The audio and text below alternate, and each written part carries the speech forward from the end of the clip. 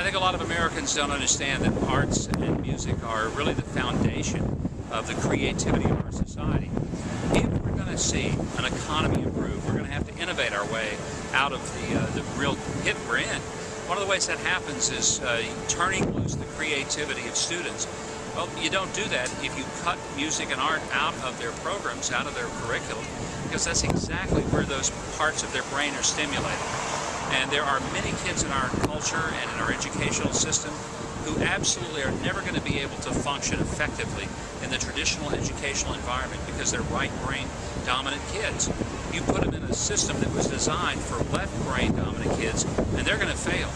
So there's an educational component, there's an economic component, and then there's a cultural component. Even if it didn't have all of those other impacts, the fact is that we want a culture that expresses the best of our creativity and passes on who we are to coming generations. And for the rest of the folks in the Republican Party who are here at the convention, inside this event we have some governors and mayors. This is a kind of message that resonates across the party in a bipartisan way.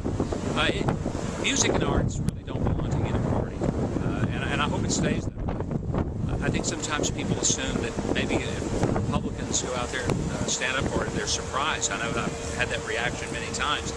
And I've always said, I don't know if you know this or not, but Republicans like music and dance and theater and visual arts. And the fact is, this is a message that transcends all of our politics and gets right to the heart of who we are as human beings.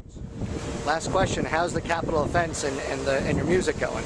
Well, I'm playing a lot more with the band in New York that I have on my Fox show, just because, I'm not in Arkansas hardly ever anymore. We're thinking about getting the band back together, maybe doing a reunion tour. Could happen.